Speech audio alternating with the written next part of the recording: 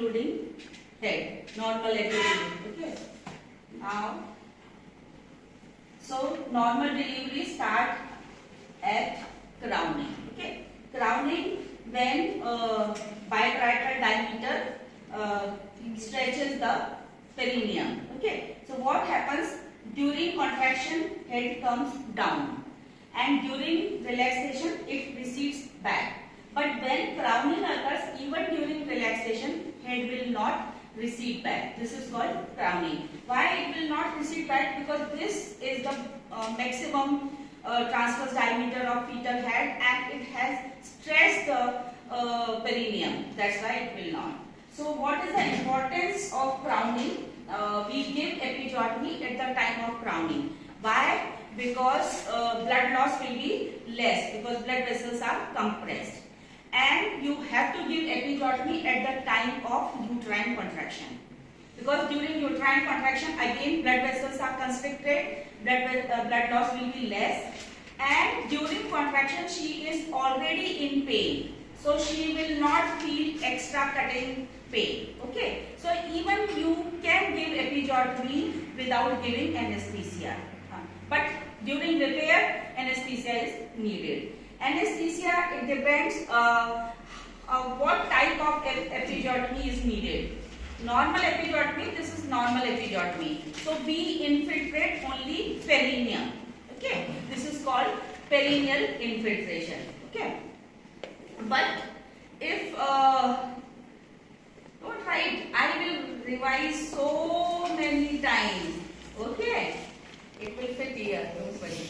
And if you want to give extended episiotomy if head is big or you want to use instrument, okay, then we anesthetize pudendal nerve. Pudendal nerve passes at the level of ischial spine. Okay, so we give pudendal nerve block, feel for ischial spine, both sides you will inject xylocaine, 10 to 20 ml of 1 to 2% of xylocaine. Or you can give paracervical block. Now this anesthesia is given. Now episiotomy. So episiotomy, this is episiotomy Caesar, this is blunt end and this is sharp end. So blunt end should be inside like this. Okay, not like this. If you are putting like this, it can cause injury of fetal scalp. So it should be like this.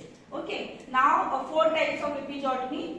We give mediolateral episiotomy, advantages and disadvantages of different types of episiotomy. So what we do, with 2 fingers you have to press the perineum like this.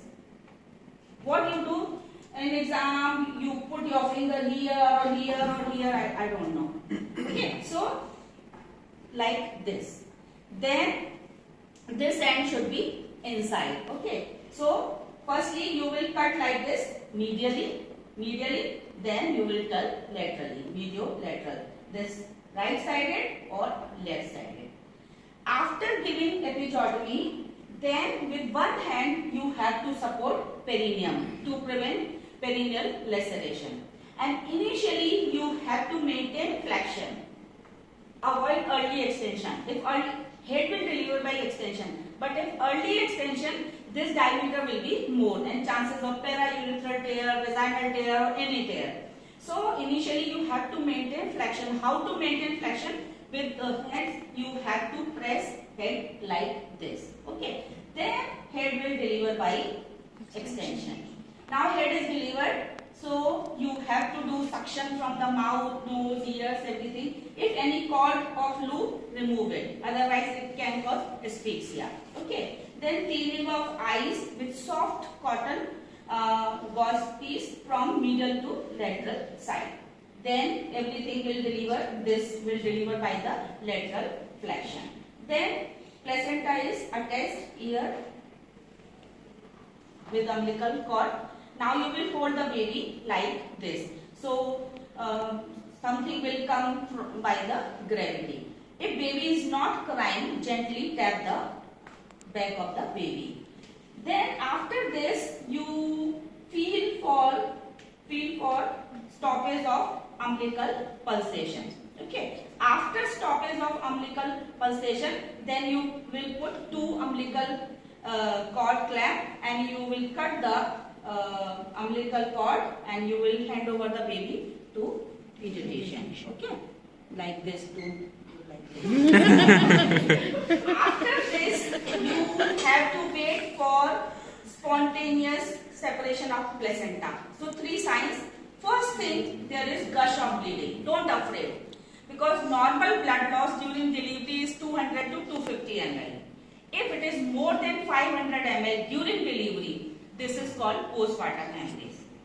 And if it is postpartum 500 ml, more than 500 ml, it is not affecting the vitals, then this is not postpartum hemorrhage. Suppose her cardiac output was more, okay, twin pregnancy and blood loss is 500 ml, vitals are normal, you won't say. So correct definition, if blood loss is more than 500 ml and it is affecting, deteriorating the vitals, then this is a postpartum hemorrhage, normal delivery.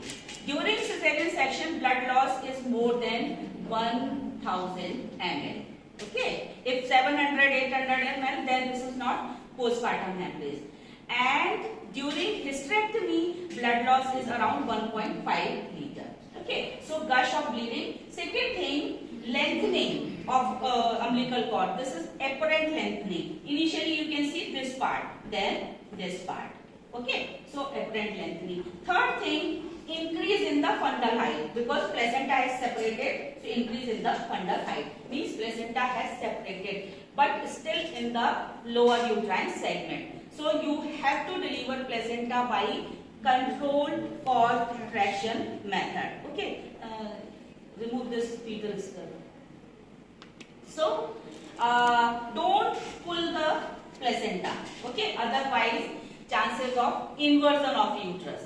Uterus will turn inside out and will lie outside the vagina. So controlled contraction method, one hand here, okay, here, and one hand in cone shaped manner in the vagina. Okay, so with this hand you will give fundal pressure in the downwards and backward direction like this. Okay, and now you will grasp the umbilical cord and only during contraction you will slightly pull like this, not like this, only during contraction. This is called controlled contraction. Now placenta is separated, you will deliver the placenta. So controlled contraction method only during contraction. Okay, now placenta is separated, then you will explore the uterine cavity by putting your hand inside. It should be empty. If it is empty, then uterus should be well contracted, firm inconsistency, because if it is flabby, soft, it will cause postpartum hemorrhage.